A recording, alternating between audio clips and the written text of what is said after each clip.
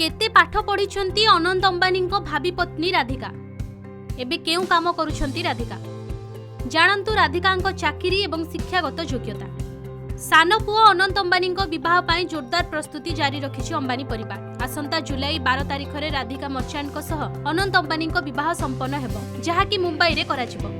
एहा पूर्वरु मार्च 1 रु 3 तारिख गुजरात जामनगर रे प्री वेडिंग उत्सव पालन करिछि अंबानी परिवार। जनवरी 2023 रे निर्बंध परठारु चर्चा रे रहिछंती अनंत अंबानी भावी पत्नी राधिका मर्चांट। राधिका हेउछंती गुजरात रो नामी बिजनेसमैन बीरेन मर्चांट एवं शैला मर्चांट सान झियो। राधिका पिता एनकोर हेल्थ केयर रो सीईओ अटंती। तेबे राधिका परिवार मध्य कोटिपति होइतबा बेले राधिका केते पाठ पढ़िछंती एवं कोन काम करंती चलंतु जानिबा। एक रिपोर्ट अनुसार राधिका एवं अनंत पिला दिनर बंधु अटंती। राधिका धीरुभाई अंबानी स्कूल रु पाठ पढ़ा आरंभ करथिले।